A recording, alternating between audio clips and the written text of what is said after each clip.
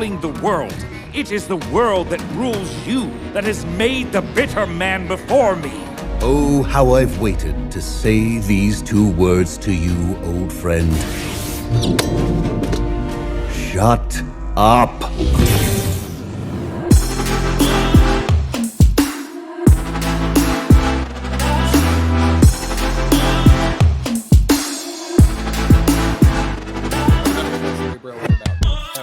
Guarantee it's not going to happen. If he does, it'll be a fake one. He'll 4 more in the back. Well, yeah, that's the old model anyway. That's Cerebra he threw in there. He's like, no, that's fine. That's true. It's the Wait, second you're version. sentient. Wait, you can think for yourself you're talking alive? back. That's how grooming right. works. I don't like that at all. All right, so we're in episode 8 now, right? We're on the finale, the 3-part finale. Is it? called 3-part finale. Yeah, correct. Tolerance is Extinction, aka Everybody Hates Magneto. Yeah, essentially, right? I mean, How does this one start?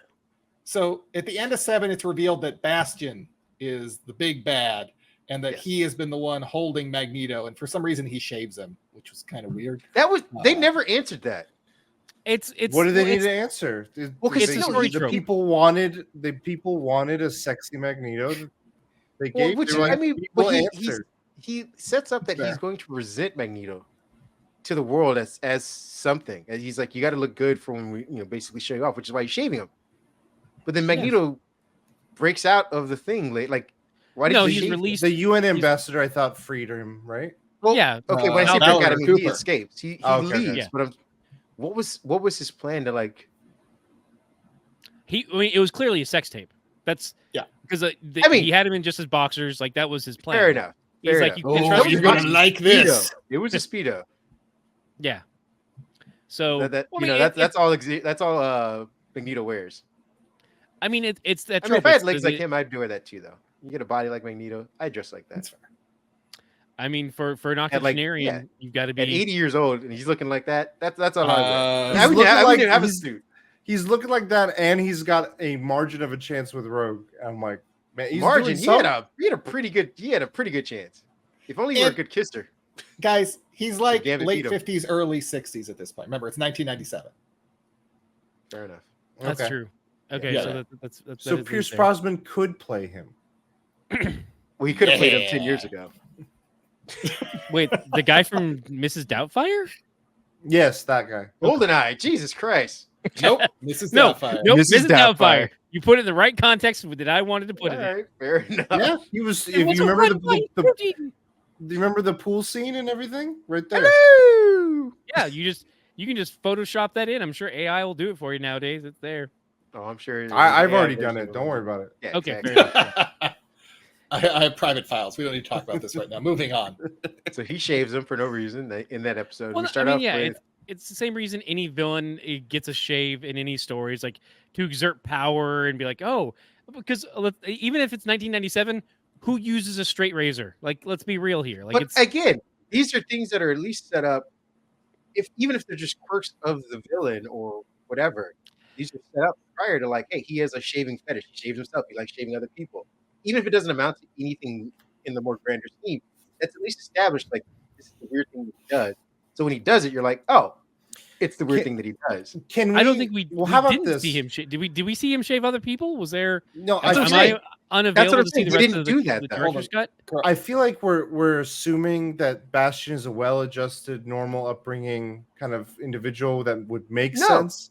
I feel like this could be just a quirk of his. He's like, I'm grooming you. You're mine now. And it's just he's got a few screws loose, maybe. I'm agreeing with you guys. I think maybe I'm not presenting correctly, but I'm saying usually puppy. in stories Wasn't or this movies, wrapped they up do in a it at nice, least- neat little package? I really meant that. I don't know why you guys were acting like that. They at least show it one other time to establish that is the thing. They don't just one time in a movie be like, that's the one time you're just sitting there going, what the fuck was that? They one time that in a movie constantly. Like there's Name one. That's Argument. I would say something. Maybe I'm wrong here, but something like Homelander and Milk. But he's done that 3 or 4 times. That's what I'm saying. Like they established Right. that is a weird thing. no. In but X-Men they didn't. No, in X-Men they didn't. That's but that so Okay. they have. I mean, I guess it's they have a scene where the bad guy gets a clean shave in Reacher. They have it in Luke Cage. They have Predator. Predator. I mean, he's It's a shaving trope. himself. It's a trope. Yeah, it's a trope. That's It's a my point. Is trope, it's a but trope that we now see time and time again.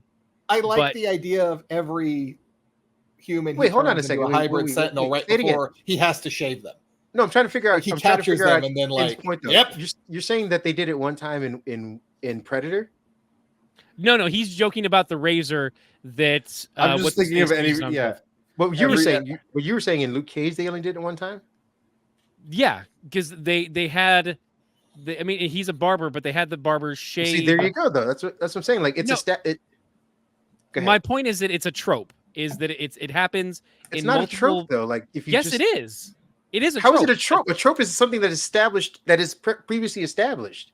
No, but it's a No, trope tropes across media. Like you've seen Right. the bad guy shaving the good guy, and like it's a thing. Only if it's something that the bad guy does. Like, you don't just have a No. bad guy shave No, but one we're not person saying for it's a reason. trope in the show in the show itself, but it's a standard trope. It's like the bad But guy I'm tells the evil plan. If you Okay. you can look up you can go to tvtropes.com and look up dangerously close shave.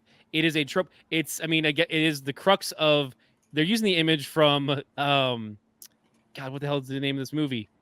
Sweeney Todd, which that's kind of the crux of the movie. So it's not exactly the perfect kind of one. bad. But it does happen in a number of different movies that it's just to show the balance of power and like, oh, you're in a vulnerable position and I have your life is in my hands at just the on a razor's edge.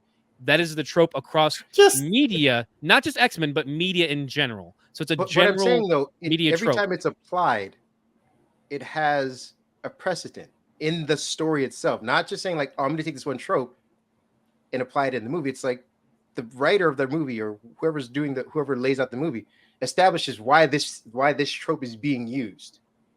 I disagree. I feel like I think it's dropped into lots of different media, but I'm also not. It's not a molehill I'm going to die on. So I'm going to just be like, you're right, Kareem. Peace out, homies. I'm going with Kurosh. I'm going with you. No, he's just nuts, and so he just decided he was going to shave him today. Like, yeah, I'll do that. Why not? Sure. I saw his drawings growing up. Yeah. The thing is, he had shaved his entire body before that. He just made his Like Brazilian, like just yeah. But using a straight razor, just like the longest. Just like, it's not an airstrip, it's a sentinel strip.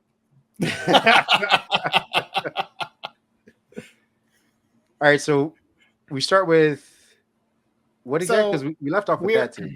So we're at the end game, the 3-parter, and at this point, the UN reveals everything starts happening all at once. The UN reveals that Xavier's alive and that the X-Men are liars, a bunch of dirty liars. Look. And our empire shall welcome a new emperor, Professor Charles Xavier. To the might and glory of the Imperium. This shocking off-world transmission was released by the UN, who now fear the X-Men faked their mentor's death to garner support for mutants. There's like an anti-mutant mob outside the school. Cable explains that everything like Genosha can't be fixed and everything's bad, and this is where Bastion shows up and enslaves humans. So Cyclops and Jean and Cable go to his hometown to get some information on him. Mm-hmm. They run into his mom. Yeah, they run into his mom. It's weird. She's like, not happy. Yeah, she's like, oh, well, I got a pack, and no one questions like, pack for what? For the reckoning. She's senile, but then also the Sentinel programming will take over. But we also get like kind of a little bit of a road trip montage like for the Summers family, as awkward as it is. Like, they get to go out on a mission together, which is kind of nice. That was kind of cool, yeah. What are the rest of the X-Men do? Oh, that's right. They're waiting for Rogue to wake up, aren't they? For some reason, because she gets like after the fight with Trask, she's laid out, and then we're about to get to the big old thing when when they all get activated. Yeah, shit goes down. Yeah, So Val Cooper is sent to monitor Bastion because the Operation Zero Tolerance is doing like, hey, we don't know about this Bastion guy. Seems like he's doing some weird stuff, and let's go take a look at him. Yeah. And it turns out that's not till later. Yeah, this is where Bastion reveals his plan of evil shaving everyone. Yeah, shaving everyone so that they become human hybrid Sentinel Primes. I think this is where we see Doctor Doom because he's having an evil meeting with all the evil people going like, haha, evil things. And Doctor Doom's like, I like evil things. I'm in on this. That was pretty funny. Respect. Yeah, respect. Yeah. That's all Doctor Doom ever has to really say about game. Recognizes game. It's just how it works. And then, I forget what actually causes it, but all of the Sentinel Primes activate and just start. I think Bastion just finds he thinks he's in a good spot to flip the switch. Yeah, he's just like, guess it's time. Yeah. Ping. That's when they go after the school? Yeah. Yeah.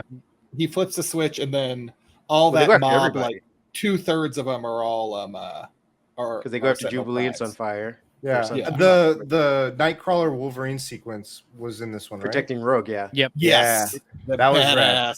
That was I so enjoyed good. that. Yeah. That was really good. Some of the fight scenes in this thing, man. Well, that's also we get Jean and Cable and Cyclops in the car as well. Yeah, it felt like a Resident Evil 4 action sequence right there. Yeah. Just that was pretty cool.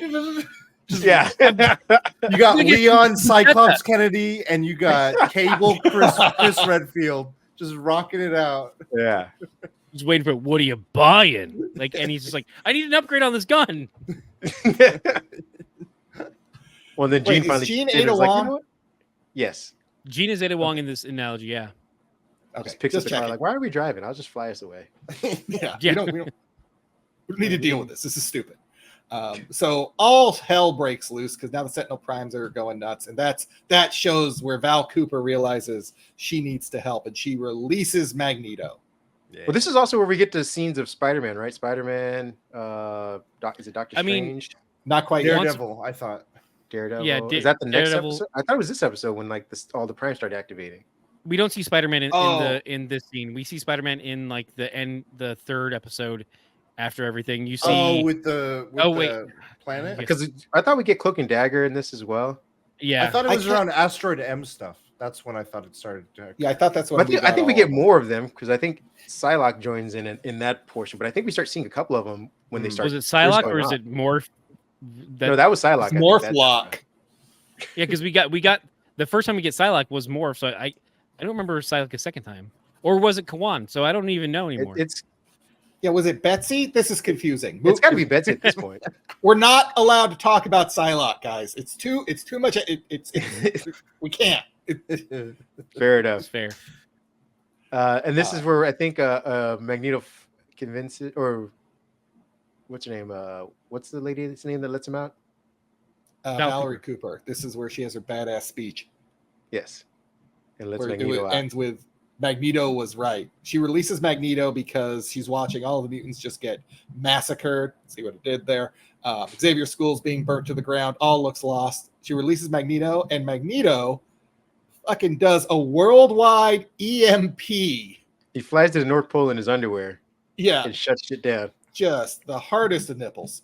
Also in there too, you have Roberto and Jubilee running back to his home, and the Prime Sentinels are like, "Oh no, we're just taking them in for questioning." Like I don't know what like they apparently switch it over to code switching and like, "Hi, we're just here to take these two youngsters to the precinct to check him in." Like, no, like fucking mom, they're trying to kill us. Like they pull the Toy Story. Mom's they just go limp when the mom sees them.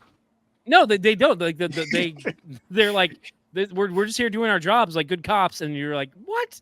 This is just and the mom believes him too. Sadly, yeah, the mom's just like, well, all these people are watching, so go ahead and take them away. Yeah, take away my child. Flustered, embarrassed. Yeah. Don't let it affect the money. Yeah, basically. How dare you embarrass me with your existence, you son of a bitch?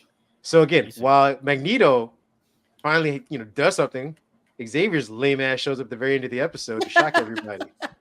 Does nothing. What has happened, my X-Men? You guys moved on? To me, Not so my fast. X-Men. Yeah. The guy you left in charge shut down the world to at least stop these things from killing us. How was your little tryst, asshole? Yeah. Hope you got laid, man. What do you mean you didn't get laid? And you still can't walk? You didn't bring the suit with you? Stupid. That was a wedding gift. He had to return it. Oh, lame. Yeah, they're like, we still have the receipt. It's kind of in poor taste if you keep it. I really, and no one else is. It's fit to use, so I really can't reuse it.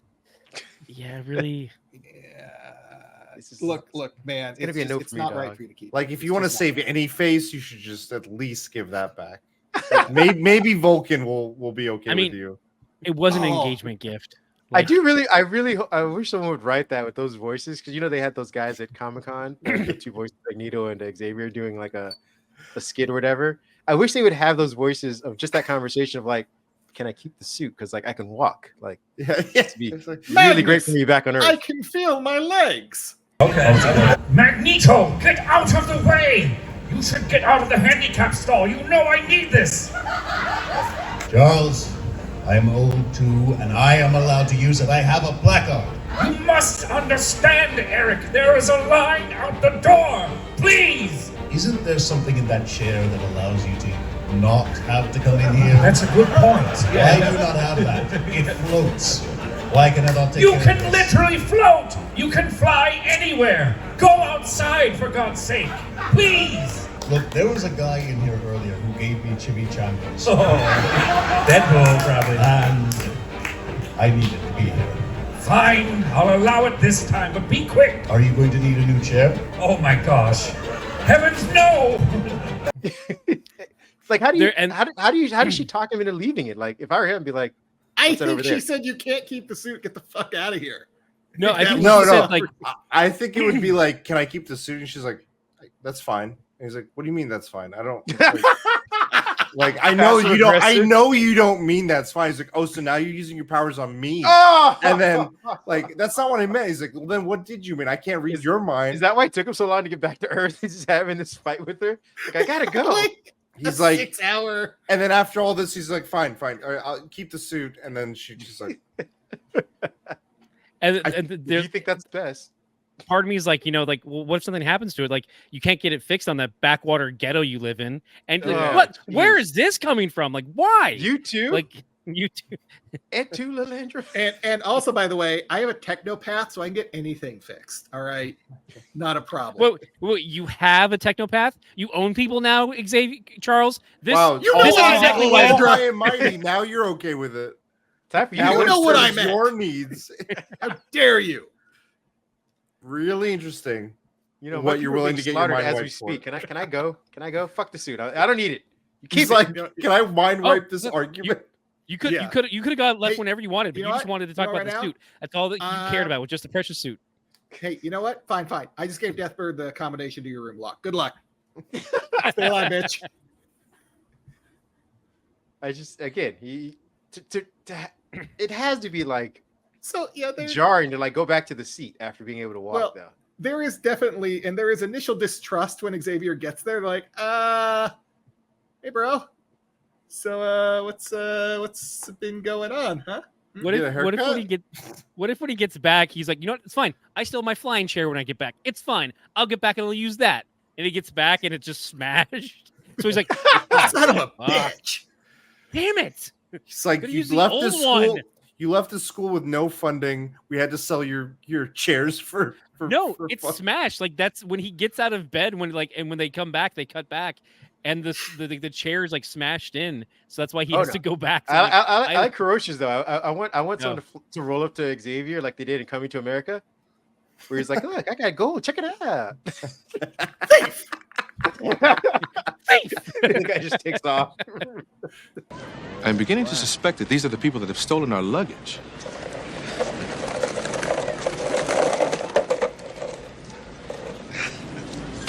Yo, you want to buy some toothbrushes, man?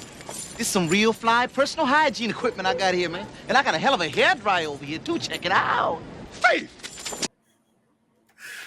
And he's looking at the X-Men to like help him out. Like, guys, nobody? Like Wolverine looking down. Oh, man. So I think we also have Storm back at this point. Yes. Yeah. So Storm's back. Because she saves Roberto and Jubilee. That's correct. That's right. For some reason, they get cornered in an alley by the Sentinel Primes. Yeah. So which is reminiscent. Like the imagery reminded me of the intro. No, the image reminded me of is it Kitty Pryde on the cover of Days of Future Past? Oh, where it's the okay, so you're saying up against the wall. I say the intro is because the intro of the show is them running down the alley to the fence, and like that's where I'm like that's what my brain went to. Yes. But yes, it does have a bit of that Days of Future Past where it's like it's against the wall and you have Wolverine and Kitty Pryde like. Urgh. Yeah. This is also then where Magneto shows up and go. Oh, go ahead. I think we actually get that image at one point or another, don't we? In the show, I think we get. I thought we got like an image of like the different mutants on like a board of like who. That's later. That's later. Okay, we do get that. Okay, that's the stinger, I think. So the X-Men have reunited. Professor X is here, ready to screw everything up again. And then Magneto shows up. And, too. Yeah, everybody should, as it should be. And then this is where Magneto shows up, and we go full Fatal Attractions. And he goes, "Hey, who wants to come with me? Who wants to come with this guy, huh? I'm opening Asteroid M again. Reopening. Rogue's awake, and she's wearing Gambit's jacket. Yes. Yeah, that was an interesting touch. Yeah, again, had me a little misty-eyed, like that's pretty. It's a cool little like emotion that they added there. But then she sides with Magneto, and so does Sunspot. I think Roberto. Yeah, Roberto sides as well, leaving Jubilee. Yeah, the ones with the most emotional trauma that just happened to them are the ones that bounce with Magneto. And Professor, no, my X-Men, how could you leave me? And everybody's just looking at him like, shut up, dude. You did. Well, also like again, this guy stopped him from killing us. What is your next plan? What is your plan of attack? I would have liked to hear like, what's the proposition from you? What's the proposition from you? Yeah, and let's go with better plan here. Yeah, well, I bought you all keychains at the Shi'ar gift shop. Yeah. His proposition is, we'll figure it out together, my X-Men. So you don't have a solution. And he's like, Cyclops. I told you about the keychains, damn it. Sorry. They cost me $50. $50 I didn't have. That's Shi'ar money too. You don't even understand. Didn't have my suit to walk, and I had to slump through the. I left all my money in the chair. I'm keeping the keychains then. Kurosh, you were saying, sorry. It cost me my suit. No, I don't. I think I said my point. Oh, pretty sure. But yeah, just I was trying to think like who else do you think was closest to switching sides? Personally, I feel like it would have been a very interesting move if Cyclops. Because the whole time he's very like at the initial, just off the first episode, he was the most like abrasive against Magneto leading this effort. And I think with everything that's occurred and this anger that he's already feeling, and paired with his personal resentment and emotions with Xavier, that would have been a big like, you know what? I've tried going your way. I've done it this whole way in your absence and all this stuff, and you go and lie to me. And now I'm like, you know what? At least this guy who I hate, he's at least upfront with me. He's honest with me. Who I see is who I get. So at least I don't have to deal with these mind games. Literally. Yeah. Jean might have been another one. Just because she's like, I don't even know who I am anymore. This is some bullshit. I feel like for her, I could see more less so picking a side and more so just abstinence of like I need to like remove myself from these two sides. There has to be an alternative. Like going this way is led this far. Going your way is not doing anything. I can see Pat's point, but I could also see Madeline siding with Xavier because she's been there longer, so to speak. Like to Pat's point, like Jean Grey doesn't have real attachment to these X-Men. But she has attachment to Storm and Wolverine. Yeah, that she thinks because she's sharing memories with Madeline. I mean, or are they her memories? Who knows? Well, but the thing is, too. Those, by the way, are there audio listeners only, or is this a purely video? Yeah, both. This is both. Yeah. So for the audio listeners, that was audio listeners. Go ahead. That was an effect added in post for the effect that Ken had. It was amazing. And let us know on Twitter or Instagram if you watch on either. If you're listening at home, and tweet directly at Cujo Prime. Let him know. Let your voice be heard. Let him know who your favorite prime is. Yeah. And why why it shouldn't be the multiversal genocide machine. Yes. Yeah. He was misguided. I will say part of it too is that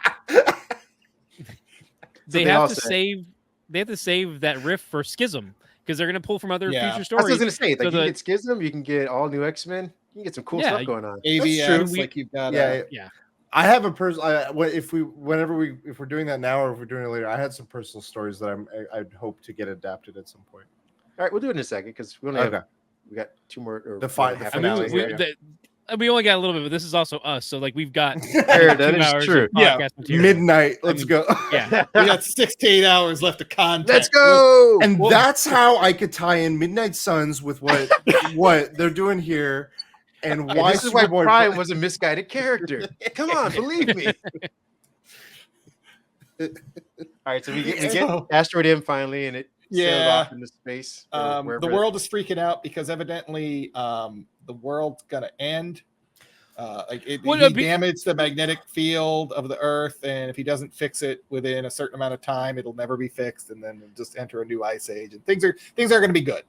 It's not going to be good. We'll never have electricity again. I mean, no toaster works. It's essentially the TV show Revolution, where all electricity went away. Oh, apparently. No, don't you know? No, don't you? Yes, we're doing it. This is the Revolution podcast. Oh, jeez. 7 episodes of that show? It was so bad. It was free on Xbox Live. We'll talk about it. No, we'll cover it on this show. We're not going to be doing that. We are.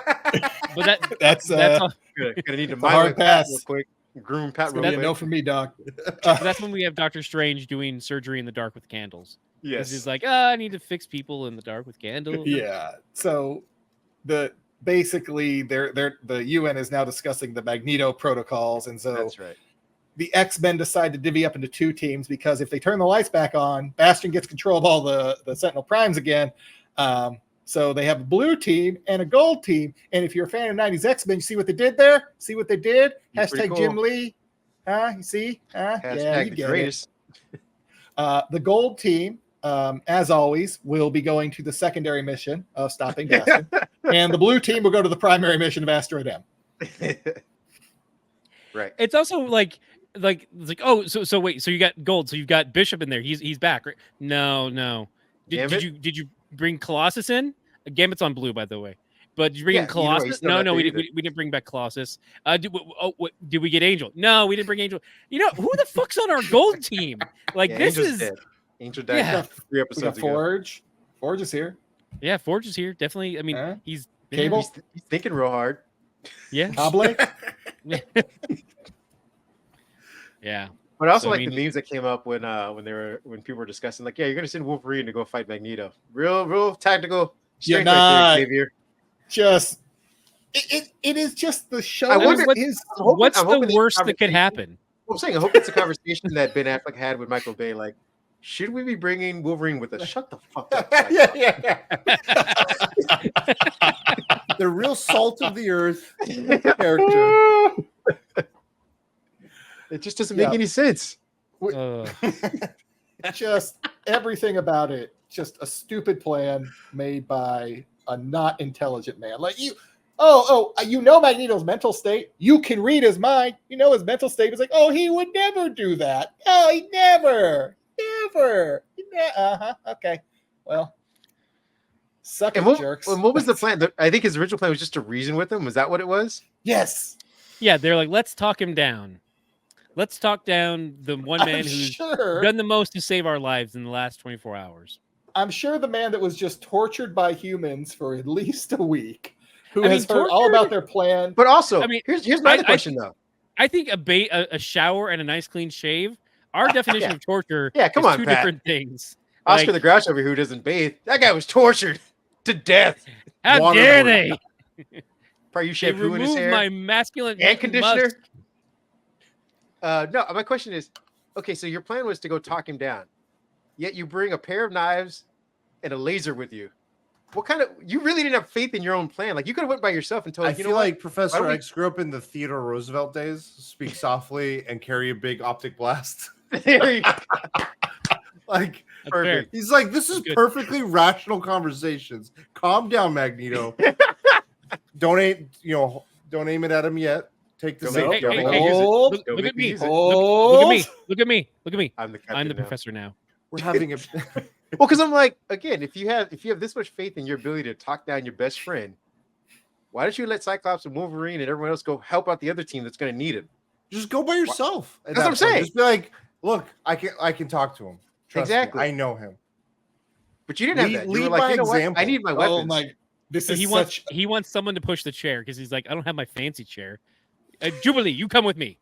Like, well, and he needs at least 2 people with him to like distract Rogue, and it's really the Rogue and the Sunspot of it that's the problem here. But again, I want to see the episode where he just shows up. Magnus, please. Magnus, please. But instead, he brings his loaded weapons and then wonders why a fight ensues. Hey, man. Only thing stopping a bad guy with mutant powers is a good guy with mutant powers. Everybody knows that. Rule number 1. Oh my God. You're right. It's the only way to go about it. We just need more mutant powers. Well, what you're saying is put mutants in the schools. That's just yeah. That's what I'm saying. Put them in the schools. 1 in every classroom. They can there you protect go. Themselves. So a fight why does the fight break out to begin with? Do they just show up, start punching? No, they show up like, we're here to talk, and they're like, talk about this, bub. And talk about me whooping your ass. I mean, I don't exactly remember, but it's essentially that. It's comic book. It's just like your ass. I'll tell you what. Well, because I know Rogue jumps in, but I forget who she punches or she's like, attacks first. They're like, we don't want to fight. Them's fighting words. What'd you say to me? I heard the word fight. You shut your face when you speak to me. I'm trying to remember who's on which team. I forget who Rogue fights because she should really just whoop all their asses. But they're also, like Sunspot and Jubilee are kind of fighting. It's like, Well, I think Rogue goes after Wolverine, right? Yeah, because he's the biggest issue. Like, and also she can whoop on him for days and it not matter. So yeah. And then there's no repercussions. Cyclops goes after Magneto, paired up with Xavier. Yeah, and is Storm there? Storm's got to be there somewhere, right? Storm's with Jean. Storm's X-Men. Because I remember her and Forge like running interference on the Sentinel stuff. Right, correct. Okay. Later, which we get back to, we flash back to them because this is going on simultaneously. Yeah, right? And then like I believe Jean and Storm and their group their main antagonist is Mr. Sinister and some of the others, non-prime Sentinels. Yeah, it's Sinister and Bastion and the Sentinels. I thought Bastion's up top. Or no. No, he's down. He goes up top.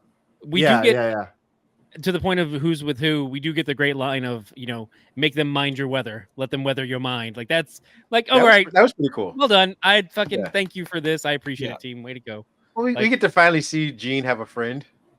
Yeah.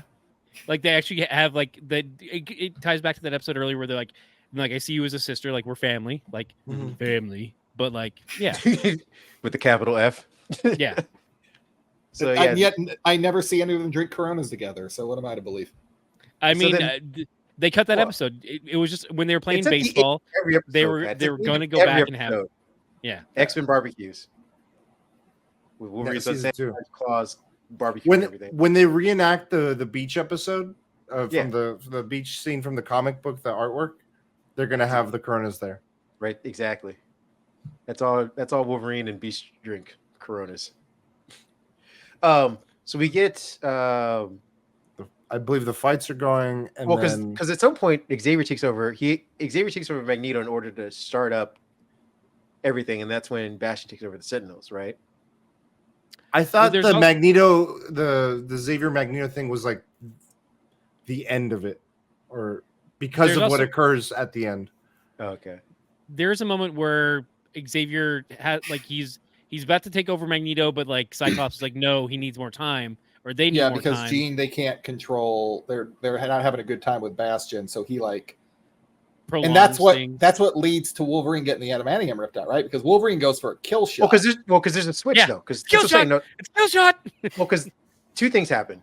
Xavier takes over Magneto in order to start the world back up, and then Magneto Cyclops interrupts that, so Magneto takes back control of himself and starts attacking everybody, which is how Wolverine comes up behind him, stabs him, and then he basically pushes Wolverine off of him, and then pulls the adamantium out because he has control at this point.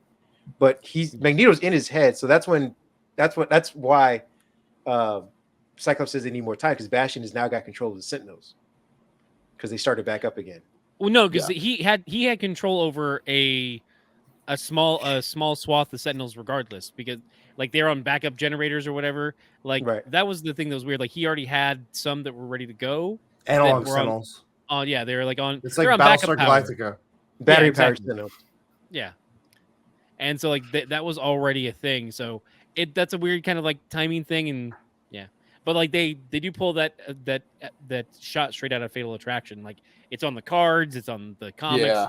Well, but also the Sentinels weren't the issue though for that. It was Cable being mind controlled by Sinister. It was. I mean, the Sentinels were an issue, and then also so was Mr. Sinister, and then eventually Sentinels were an issue in the air for Bishop. I mean, for Storm and Forge. And they shoot down Forge, and like, she's like, no. But on the ground, what Cyclops sees is Cable overpowering Jean. Yeah, because what Sinister was doing, then that disparity was happening. Yeah, and that's when he's like, "Oh, they need more time," and he interrupts, and that's when all hell breaks loose. So I believe at the end of this episode, but I think Xavier takes. He hasn't taken control of it yet. I think we end with the adamantium being taken out, right? Sure. No, he already took control. Yeah. All right, but then we end in the third episode, and the last one is when, like, now that Wolverine's hurt, it pisses, much like in Fatal Attractions, Xavier's pissed. He just takes full control of Magneto and reverses the damage that he'd done, and it breaks Magneto's mind. It's busted. It's broken. Oh, yeah, it's in little itty bitty pieces all over the place. Because episode 3, the third episode of the story, is when he's like helping to repair the damage he's done to create it.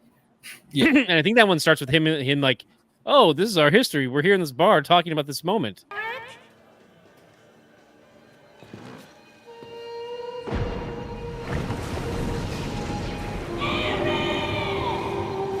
Rogue. Charles, how shockingly far you've fallen. Yet also so predictably. Yeah, he's like, this is weird. I don't totally remember this. I don't know you. That's my purse. Grooming. Yeah, good at this. I mean, was it green or is it just like next level gaslighting? Like which? I mean, I guess it can be both. Difference. But like, I mean, I don't know. Nothing. Because he's just like he's telling them lies as if they're truth, but I don't know. That's what he's good at. Would you say though that like by the end of the conversations they're having that there wasn't? I felt like there was some things that I don't think Xavier got out of him, but I think Magneto got out of himself. Of like he doesn't even remember the face. Like that line of I think it was along the lines of like he doesn't even remember the faces of his parents like anymore. Like it's just like a haze to him and like that. Or even his children too.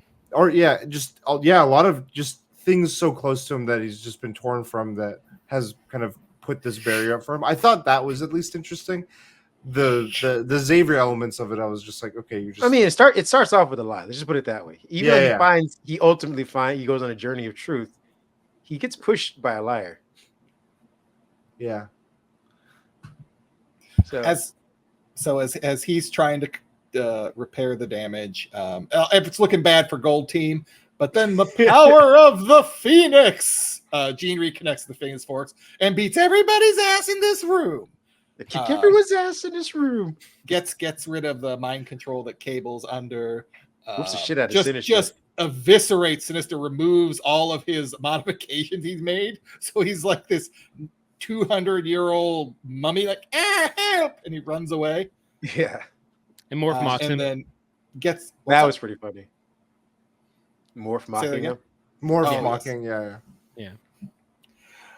And then gets the collar on Bastion. Do they get the collar on him? Yeah. They do. Yeah, they were able to get it on him. So it doesn't stop his powers. What it does is it disconnects his control. Stops his control Takes the over Wi-Fi off. Yeah. But he's on the Asteroid M, I believe, or he makes his way there after. Okay, he makes his way. Yes, After. I think after this is when he transforms into like Ultimate Bastion, then takes off. This is my final form. Yeah, new basically. health bar. Yeah, it's like what is it? Cell's final whatever transformation.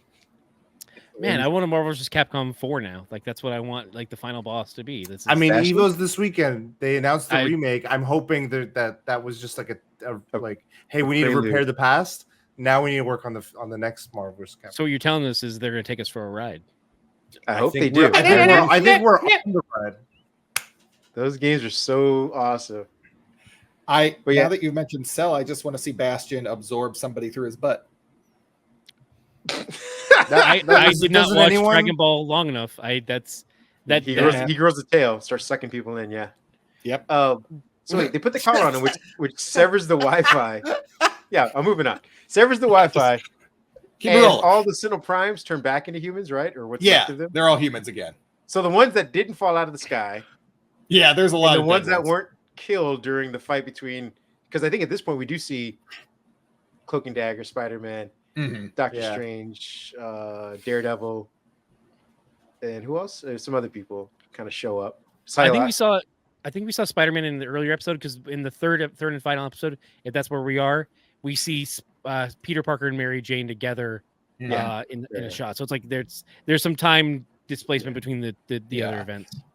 While all this is happening, the UN is arguing if they should launch the Magneto protocols, which is just blowing up asteroid M. The Magneto, it's not really a protocol. He's blowing up the asteroid. No, I think they should have instead of calling it, they should have just called it Project Armageddon. Like, you know what? We need a driller and a couple scientists to go up there and figure out this Magneto thing. We've been training them for the past 6 months in the ways of astronauts. And wouldn't it be better just to train the astronauts? Shut the fuck up, man. They don't know drilling. They're not salting the earth. You got to feel drilling. These hoity-toity scientists with the knowing science shit, understanding of chemical compounds. For those who are fans who haven't heard, go back and listen to our Armageddon episode. It was awesome. Fair enough. But no. So yeah, their plan is just to shoot it out of the sky. Yeah. And they even ask, is it Captain America, right? And he's like, Captain America and Iron Man are in the room, and Black Panther is on the screen. It's like, it's a bad look, guys. It's a bad look. Well, yeah, because this is also this is post the first assault by the Prime Sentinels to just take over the government, and they go to the White House. They also go to Wakanda and try to take out him. And I think if I remember correctly, Black Panther shatters the glass himself and jumps out at them. Fuck this shit. He's like, how dare you? I'll beat everybody's ass in this room. You come to my back door?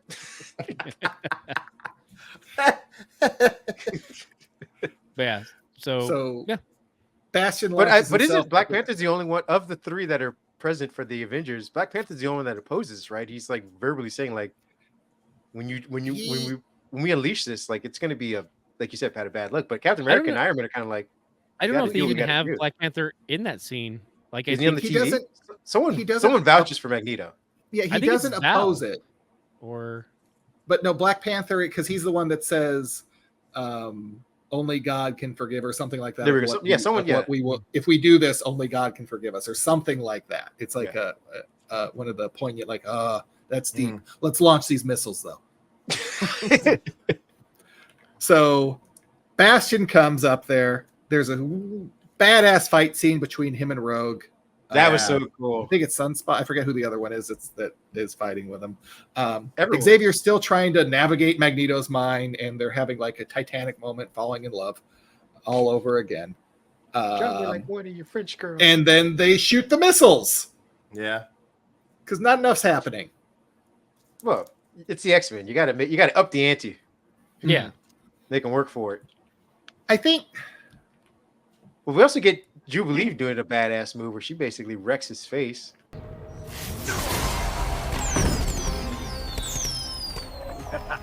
What will you do, child?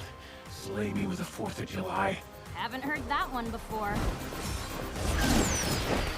Game over, Sleazoid.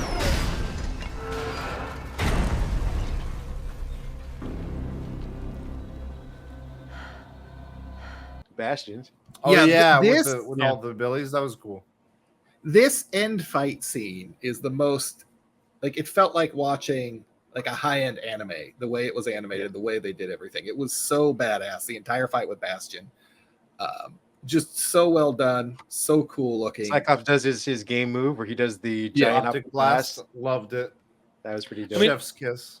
It's also, I mean, it is very anime too. Like when you have all that techno-organic bits of Bastion, like it's very Akira, and that's definitely there in the veins of the show.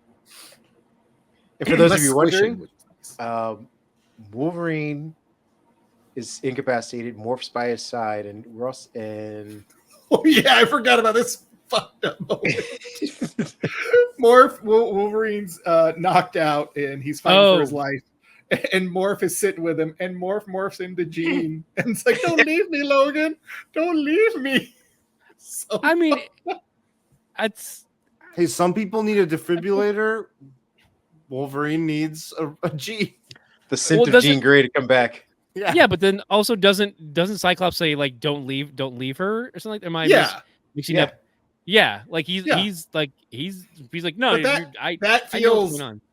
that feels a lot different than turning yourself into Jean and saying like Cyclops is using his feelings, like Wolverine's feelings for her, and he's like, "No, I'll just be Jean. It's fine." But that you guys white lie. We can finally do it. Come on, Logan, stay alive. You can even call Madeline. It's speaking to Morph and their unspoken words that they've been holding back for all this time. Like this is all like, it's all just like, oh, all the subtext is just text, but here's the subtext. Like it's all there. And like we had it in earlier episodes too, where they were in the club and he was like, he turns into Jean and stuff. So it's like, it's been there for us to acknowledge, and it's like, acknowledge it. Which is the saddest part for Morph though. Like I get the relationship and the longing. It's just the fact that Wolverine won't even look his way, at least in that particular sense, or at least the sense that Morph wants him to, unless he's Jean Grey or heteronormative, so to speak. I hope it's something they explore further, though. In future, because I feel like the direction they're taking Wolverine, it could lead to a lot of issues with just like where he's off his. He's off balance. He's off his just element, and he's been, for the most part, he's had the least amount compared to everyone else in terms of like challenges or conflicts. When it comes to a lot of this, he's kind of been second fiddle, which is for me a nice change of pace because he's been, like, I'm so used to just Wolverine being front and center with everything, and so I think this will bring it back, but in a way that's meaningful. Yeah, if they sorry, go ahead.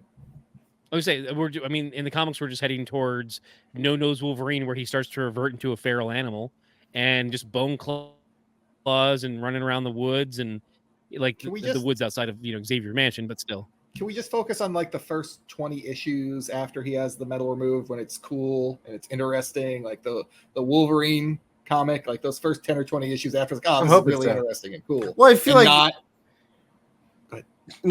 I think part of that would just be like, what's the essence of all that is like he's lost himself and he's revert, and he's kind of like goes feral as a result. Like he had that side to him and is just like, I'm just gonna be that, and maybe morph in some of his own way and in his own interests and intentions is a way in which he can be what Wolverine needs to, like he's kind of like, I'm here for you and however you need. And there's elements of that just being weird. I feel like Morph's already done that. What I'm hoping for is that with this new sense of like, because he's always kind of returned from the dead, but not to this extent, so to speak, that he comes back with a second like perspective on things where he can reciprocate some of that. Not saying it has to be a full relationship, but like acknowledging that, hey, you've been here for me in the ways that I've kind of overlooked. Now I'm going to show you an appreciation for that going forward with our friendship or whatever it turns out to be. Or just like Ken said, no nose, running around. Well, I feel like that's what we're gonna get. Having an animal. I was hoping for a little more nuance. Oh my god, sweet baby Jesus. All right. So they beat Bastion, right? How did They beat Bastion? again? Oh, we can't forget that the gold team Beast shows up with the Beast shows up. The gold team comes and steps on him with a massive sentinel and just smashes him. Just like, you know what? We're just gonna smush you. So Beast got him up. I had to point out though, again, the stepping on people thing. It's showing, folks. It's showing. Like it's there. He has a certain kink. Let it happen. That's fine. Fine. No, but there was a point where I think Cyclops gives this speech about not resorting to killing Bastion or being above the fray and saying like, hey, we even after everything you've done to us, we're about to welcome you. And he's saying all this. He's telling everyone to like hold off. The only person he hasn't told to hold off though is Beast. Beast still has his hand on the crank to smash him, and he's pushing on it. Like Bastion's actively fighting against it. So like everyone else chose to like stop firing at him and attacking him, except for Beast. Beast is actively trying to kill him as he's giving this speech. But if he's took actively it off, restraining too, like there's an element of restraint versus just trying to kill him. Well, not as much though, because again, he stopped the foot initially before Cyclops called off the attack. Like he was already fending off Beast, and Cyclops saying, "I'm not going to add more to it." So theoretically speaking, he could essentially, given enough attention, could just throw the foot off of him and start attacking again. But he's listening to Cyclops give this random ass, oh, I'm sort of like Xavier kind of thing. But Beast is still pushing, like actively pushing down on trying to get rid of him. Because if he lets up, Bash is going to throw Sentinel off and start attacking people. I feel like it would have Beast right. That's could kind of read the room and be like, this is a moment. I shouldn't interrupt this. I'm just gonna keep it as is. I'll just keep the foot where it is. Keep the same pressure level. Like, I'm not changing. You do your thing. Yeah. I'm not turning it up to 11. I'm just gonna leave it at 10, and we'll see how it goes. Okay. Just saying, like everyone else was willing to be like, hey, all right, you told us to call it off. Beast was like, yeah, I don't trust you, Cyclops. You may not get through to him. They're trying to when they're trying to escape, like, okay, Bastion, we will welcome you. Come with us, and we will see what we can do for you. And he's like, nah, you suck. I'll die here, thanks. That's cool. You guys are trash. I don't like you. You got stupid faces. And how do they kill him? I think he blows up with Asteroid M, right? I think you're right, yeah. Yeah, because they all jump off. They all abandon ship. Yeah. Yeah. They all try to escape. The missiles are coming. Xavier gets through to Magneto so that Magneto can slow and stop the progress of the asteroid hitting Earth. The day is saved, but then those missiles come and everything blows up. Fuck shit up. Yeah, and now the X-Men are dead. And then the sad credits played. It was like, that's the end of the series. Good job, guys. Mission accomplished. Well, right? they're also we did. Well, they're also in the process of stopping Asteroid M from falling to Earth. Yeah, they shot it out of orbit. They didn't blow it up. That's right. Well, Magneto comes back and puts a stop to it, but then it explodes. I don't remember why it explodes exactly. Anyone remember if it was? I guess it wasn't the missiles. I think Bastion actually is the reason why it explodes, if I'm not mistaken. Oh, probably. That makes sense. Because it was plummeting to Earth. I think Storm, Jean Grey, all of them were trying to stop it to plummet to Earth. Who, Bastion? Yeah. Did he? Yeah, he was like, I'll just kill all of you then. Fuck it. Oh, so maybe the missiles actually blow it up because it's plummeting to Earth. Either way, it blows up in the outer orbit or whatever, and everyone disappears or sort of disappears. Yeah, but isn't it just time passes? We get 6 months later or one of those, and this is where you see the scene that looks like Days of Future Past with the poster board. Where it's Ford trying to find everybody. Yeah, Ford's just looking sad and haggard, and then Bishop shows up and says, I know where they are. They're in time. Right. Hey, where's that baby that you went into the future Shut with? up. No. Hey, Ben, I told you to shut the fuck up. Like, what are you doing? It doesn't make any sense. We then get a scene in ancient Egypt where I think we see what? Rogue, Professor X, Beast, Magneto. Anybody else? Well, no, because the other two are in the future. Yeah, Cyclops and Jean. Nightcrawler. Yeah. Nightcrawler, Beast, Rogue, yeah. They are in ancient Egypt in 3000 BC where they meet a young En-Sabah-Nur. Or I probably think I said that wrong, but it's those comic fans know him as Apocalypse. Yes. So we'll be doing some apocalypse stuff. And well, they actually save him too. That's the thing. Yeah, like, he's being hunted at the point they show up.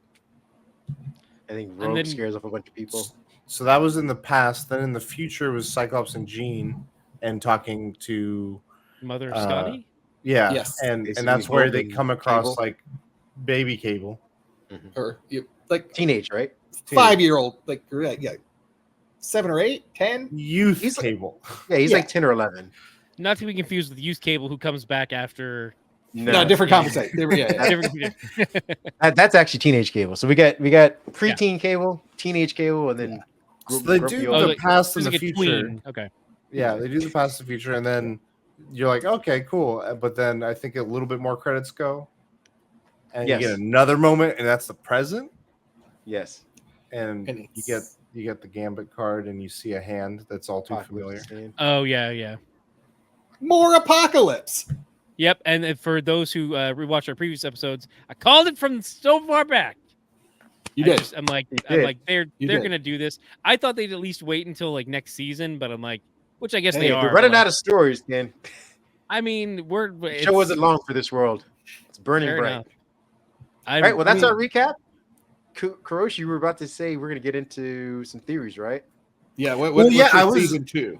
Yeah, there was like one in particular that I feel like it immediately sets up, but like I'm wondering if there's other things that they could do. The one that I think they could immediately set up is kind of the Rick Remender, I believe it was X-Force story arcs that they had, where it was like Apocalypse and Dark Angel and that whole. Do you guys remember that story? Are you familiar with that story? Yeah, I think you're actually onto it because we have Forge putting together. You see on the list of people. Yeah, they're actually Havoc, and there's a handful of other mutants that are accounted for. And then there are obviously the ones that are lost, but a lot of them are X-Force people on that board as well. We have Archangel, or I guess Angel, who is now dead, could probably be brought back the same way that Gambit's assumingly going to be brought back as well.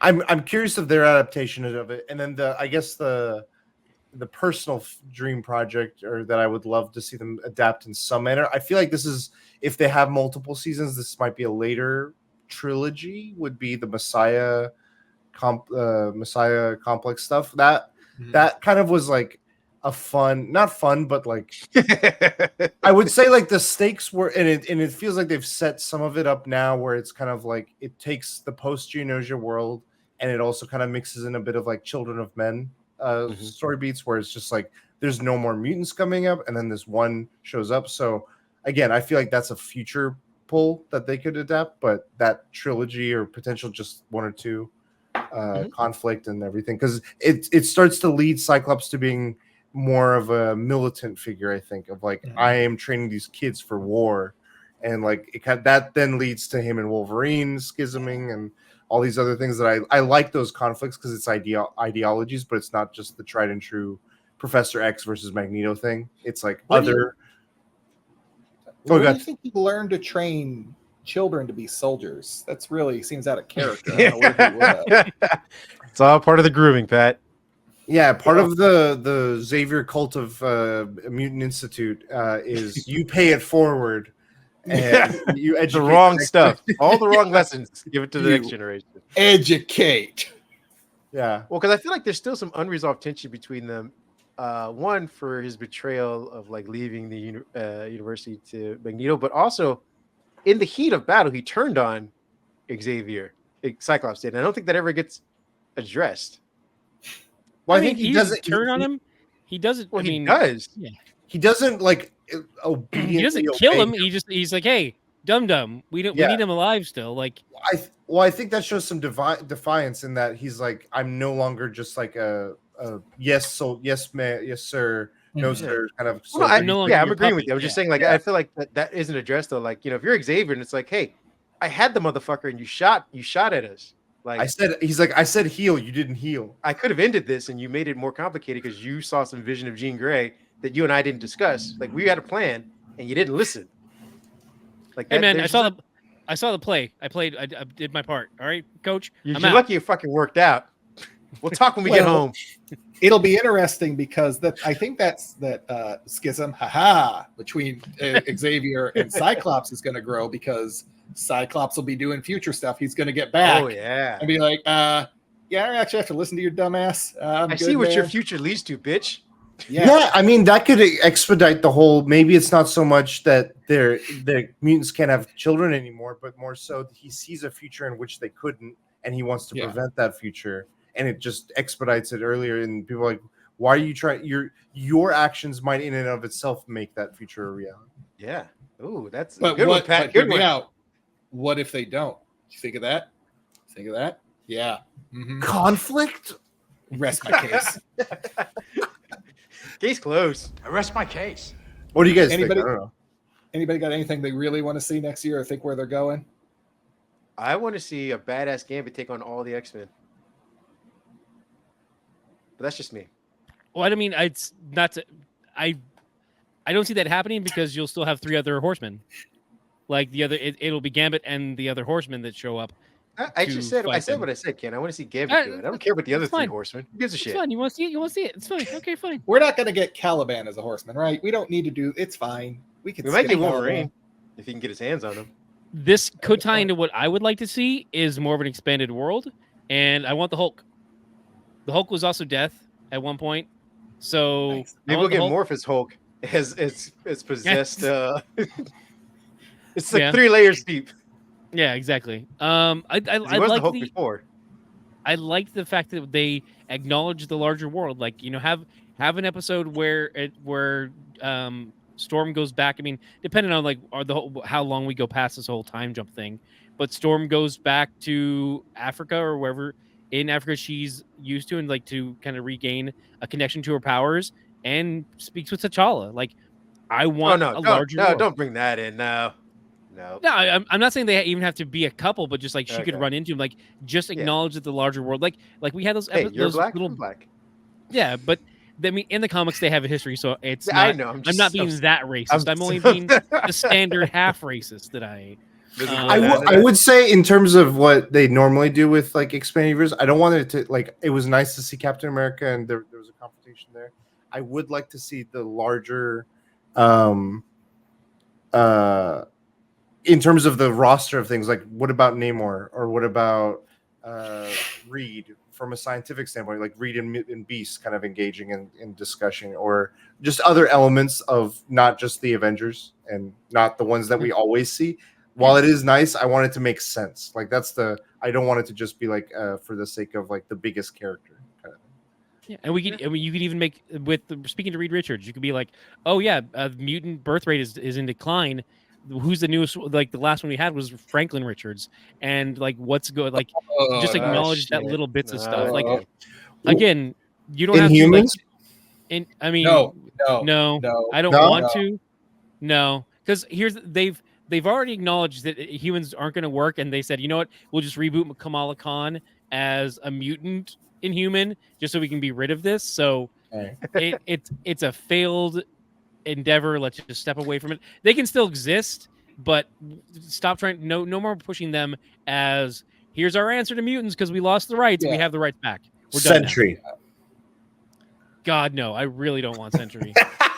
I'll take Hyperion and the Squadron Supreme before I want Sentry. Yeah. Okay, what about we're always going to need a shoulder to cry on? So I'm who's the Canadian force? Alpha Flight. Alpha Flight. Alpha Flight. Okay, Yeah. or the British Captain Excalibur. Excalibur. Yeah. I want some more just variety, because I feel like this could be to Justice League as Unlimited? as Unlimited was to that. Like, Yeah. I feel like that's where I want to see it. We're gonna have to acknowledge some relatively recent news, right, Ken? Like the writer who could do some of this stuff is no longer there, and we have a different writer who may or may not trust. Yeah, so Bo DeMeo stepped away, but supposedly there's still a fair amount of scripting done for season 2 that they were associated with, but obviously there's still time for rewrites and XYZ, but also Bo DeMeo is going to be at Comic-Con San Diego, and so he's going to have his own panel. So he's going to have some questions asked. Do we know why he stepped away? It is still unclear. It is still unclear why he stepped down. He hasn't said anything about it, and Disney or Marvel have not acknowledged it really. Yeah. So, but the news that we're getting though is the What If writer, or one of the lead writers for the What If series, is taking over for season 3 and has already introduced some adjustments to season 2. So we'll definitely probably see some sort of tonal change, at least going into the end of season 2, going into season 3, somewhat. We may. I mean, they could also see like, I mean, not to say that like Bo DeMeo didn't have a strong influence in the show, but there's still other writers. It's not a show where you only have one writer for the entire series for every episode. So there's still other writers turning in scripts and developing stories. So it's like there's still potential for it to have a lot of the same vein. And even who's to say that the writer from What If, or I should say the showrunner from What If, doesn't appreciate and love what Bo DeMeo did, and is like, well, let's try and keep it very much in that state. Let's stay in that lane. It's doing so well. Why, if it's not broke, why try and fix it? And I mean, yeah, Bo's no longer there, but do the best you can to keep it within that same wheelhouse. No, I agree with you. I don't think there's one writer. I think there's at least a vision that is shared amongst the writers, and I feel like that vision is broken for all intents and purposes. You know, good or bad. You know, maybe where he was going in season 2, we may not have liked, and maybe this new writer can, you know, re-steer to a new version that we may enjoy. All I'm saying is all Neo all the time. Well, I just feel like we're going to do what if Apocalypse gets the Infinity Gem? I was going to say, I feel like we're going to get a lot more side stories of characters that people may or may not be interested in that are going to take up long episodes. That's what Kurosh wants. Well, no, that don't tie into an overall story arc. It's just going to be a lot of, hey, here's an episode about Nightcrawler. I feel like the only reason I would be okay with that is if it's maybe not to an overall story arc, but more so a fulfillment of an individual character story arc. And I'm going to use one example, and it's one I can't believe none of us have suggested as a potential future thing that they do in season 2, given the direction. It's been staring us in the face this whole time. What if with the direction Wolverine's going, he goes more feral, right? He goes into the mountains, right? So they might be snow-covered mountains. They might be Himalayans. They might be... He runs into a character in the larger Marvel space, and they have just a brawl, and maybe... Kurosh, we talked about this. We talked about this before the mics were on. I was trying to spare people of this. This does not belong in anything. It's like Batman versus the Predator. It looks cool, but makes no sense. It makes total sense. No, but then what would it tie into is once... Kurosh, I have no notes. I have all the notes. No, but what if at the end of this conflict, rather than the way that one went, it was rather, and what I'm referring to is Hulk versus Wolverine. What if the route it goes is he eventually like subdues him, or like he maybe, I don't know, he rips him in half or something where he can't really fight, and he kind of resorts back to Banner, and he's like, fine, you're human. You're not, you have that duality that you have, I wrestle with. And there's maybe a character arc there, potentially. You sound like that was actually a really good pitch. It just makes no sense. This is like my Green Lantern pitch.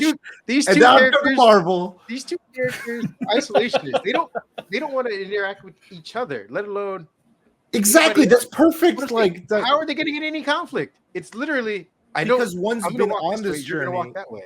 I feel like it's the argument of saying like someone who is just now joining, like, or is just now discovering a trauma or trying to go through a process of trauma, and someone who's been dealing with it for who knows how long. Oh no, they could have. I feel like that would be the reason they would have. They could roast some s'mores and talk about the trauma. I'm saying for the imagery that we get is them in conflict, like right behind you. They are about. That's the eye candy, yeah. Right, that's what I'm saying. But that's the only thing that brings them together is the initial, like, hey, wouldn't it be cool if they were like Claws versus Ultimate Strength? But it can make you can have that.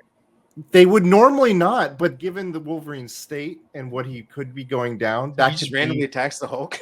Well, no, he's just in the woods feral, and the Hulk is also kind of dealing. The way he deals with his other side might be just to isolate himself. And they are like, we were both in the wrong place at the wrong time, and you're stepping on my turf, and I'm upset, and you're upset, and kaiju's. Professor Prime. Yes. I have a question. Half pint. What if Banner is aware of Wolverine going through into this more feral state and actually seeks him out and is like, "Hey, Bruce, hey Logan, I'm here to help. I know you're fighting these internal demons. I fight these internal demons too. Let me help you." And like Wolvie says, "No, I'm going to stab you." Stabs him. Hulk's out. Story goes from there. Oh, that could be another. Like, there's multiple ways to get through this. I think Banner have time to help someone else. He can barely help himself.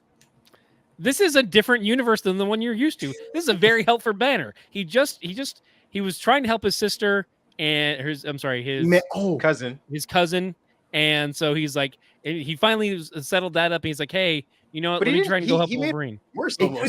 It could be a connection with Beast, or I'm trying to think of someone who Banner could owe a favor to, and he's like, "Hey, maybe Beast is the one who's like, hey, I can't get through to him. No one else here can. Maybe I feel like he would understand you. There's a reason you two might connect or something." He's like, "Yeah, fine, I owe you for what you helped me with," and refer to some nostalgia moment that the fans would then be like, "Oh my god, they were just referenced that." Like, they can do these things. They have all the resources to. No, don't get me wrong. Kurosh, I like that you're gonna have fun with this. I just have a personal animus towards this whole situation. Yeah, it's not you.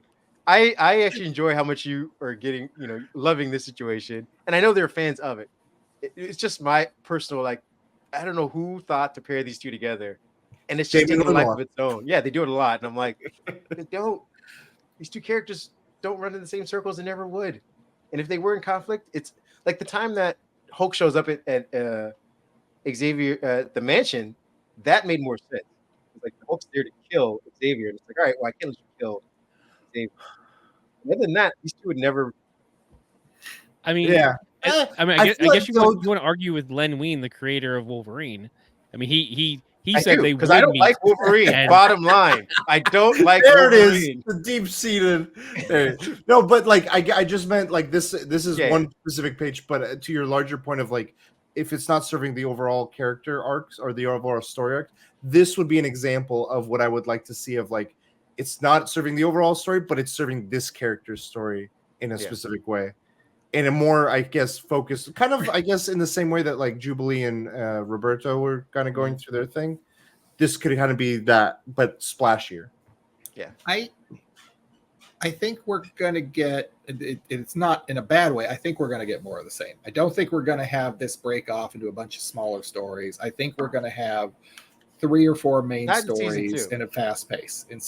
But I even think in season 3, I think because of the success of season 1, if season 2 is even close to as successful, they're not going to break the formula. They're not going to like, well, let's expand it this way and that, especially given recent events and the trouble they've had trying to expand things with Marvel. I can see them just, all right, feed the beast. Give me another story. We'll just work it in. It's fine. I mean, one problem Jubilee's is a vampire now. She's a kid. They've already like broken part of the machine. They let Bodemeo go, so there's already part of it is there. So it's like it's doing the best with what they've got going forward. But here's the thing too: like we speak as this, it's all written in stone that everything he did was gold, which everything we experienced has been really great. But we don't know necessarily. Like we could get season 2 and we're like, oh, this is where it faltered because they took out Bo, and it's like, oh well, actually the story. It's like when they did Ant-Man.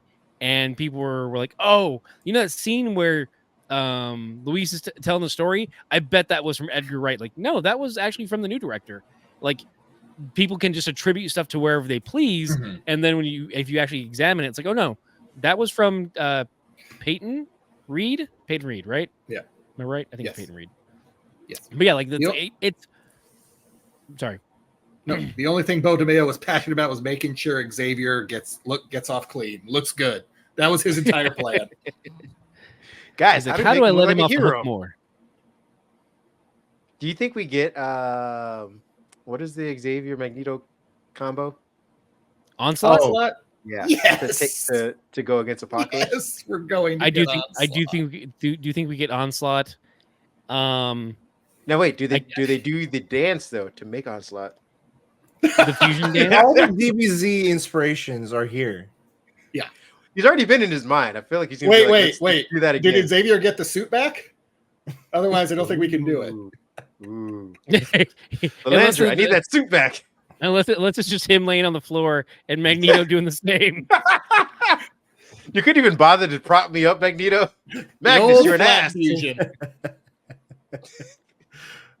You're actually snickering, aren't you, Magnus? Fuck you, Charles. I did love that line, though, of him finally telling him to shut up. Dude, Magneto had so many good lines. He did. He was like right. it's like if I wanted to know what it was, I can't even remember them, but it was like when they were talking about terrorism versus politicians and leaders. It's like they're one and the same. He's like, you won't let terrorism be a leader, but you'll let so many leaders be terrorists. Yeah, or like earlier with when he was at the UN and he was talking to him and all these things of escalation. I was like, man, this guy's he's spitting. Like, let him cook. Oh, how I've waited to say these 2 words to you, old friend. Shut up. Like, holy shit. And then he's like, shut up, Charles. Yeah. Like, I feel like that maybe that's why Xavier is always so frustrated. He's like, you're actually a more convincing arguments and more charismatic. You just have this violent tendency. Like, I want you to like tone that down. Like, that's the only thing that's like might make true. But I need you to be my speechwriter. Never, Charles.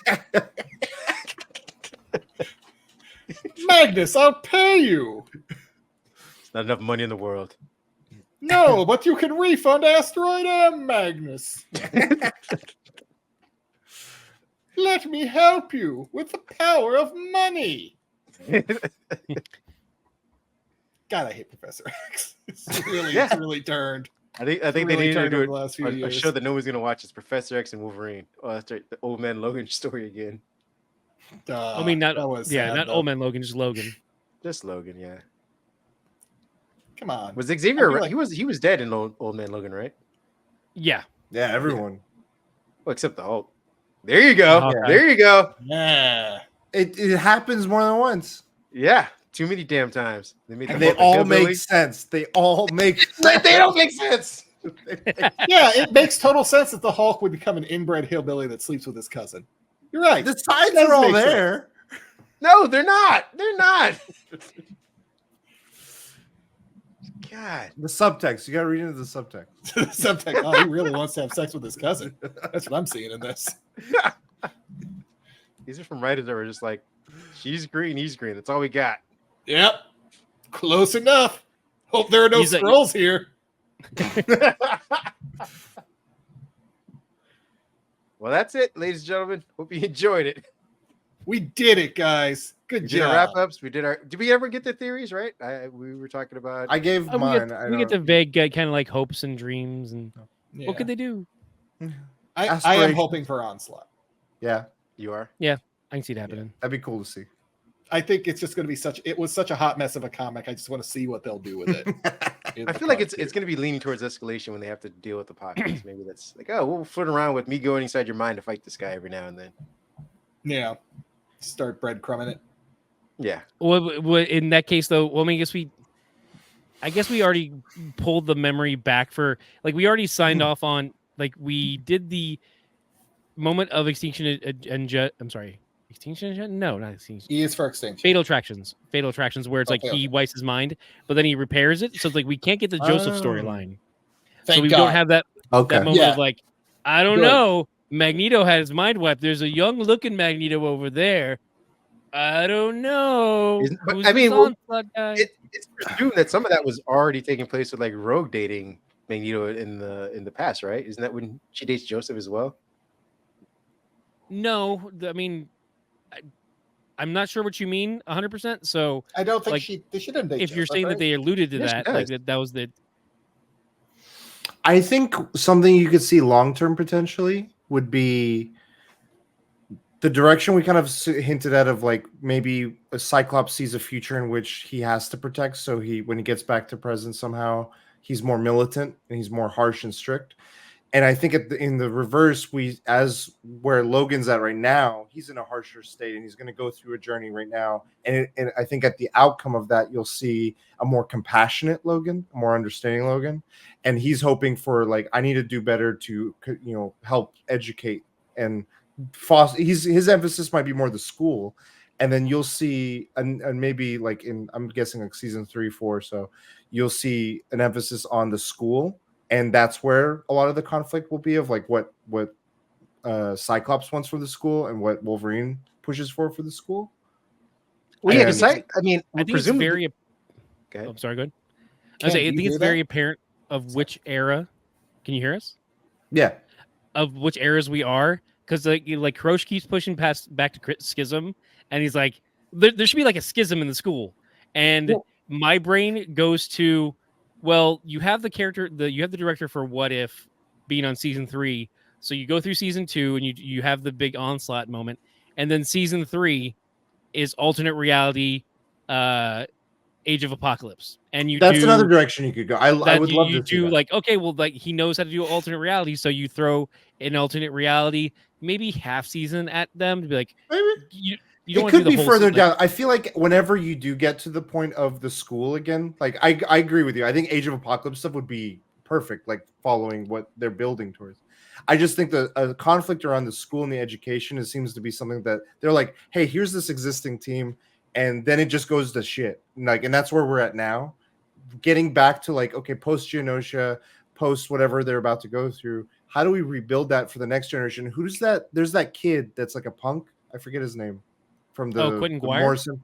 Yeah, Kid Omega? like they could go more into the next generation and have him and the other kids in the Emma or twins or triplets. Yeah, just that roster of new characters could be where that also comes in as well. Of like, hey, we're going into school. I feel like you could do that.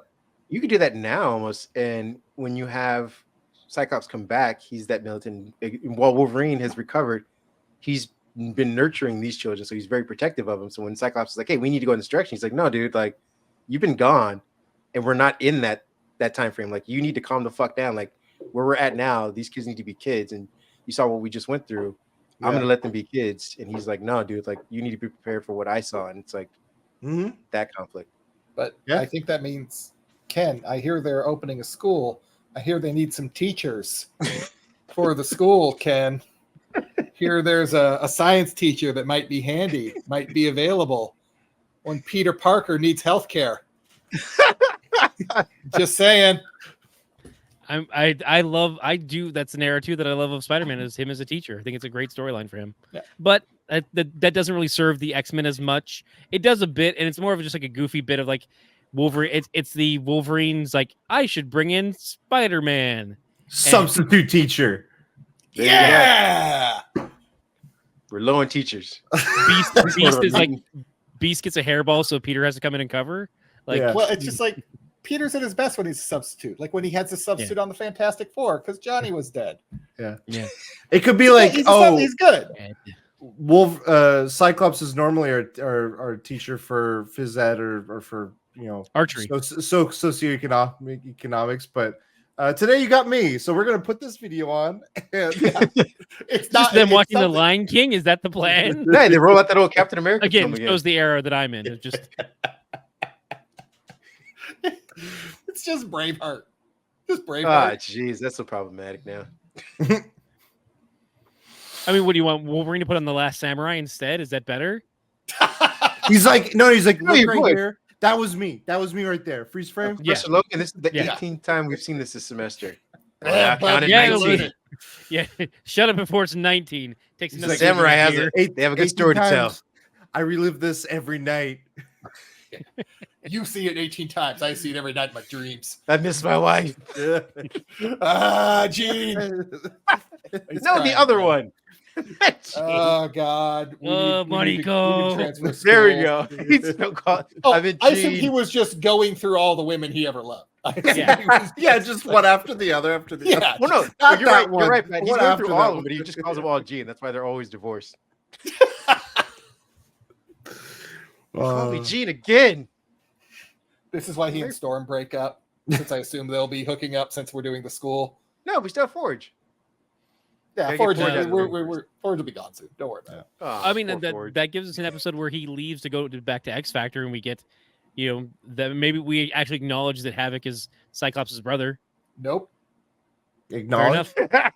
Nope. Yeah, they didn't even acknowledge it. They're like, in that episode, they're like, Blast! Why aren't my powers working against you? I don't know. We're gonna talk about this at all? No. Just stop. You know what? I don't know. Looks at camera. They'll acknowledge Vulcan before they acknowledge Chavik. Why isn't this working? He was like, "Hey, when I was in space, look who I met." Yeah. Cool. This is family. Good show though.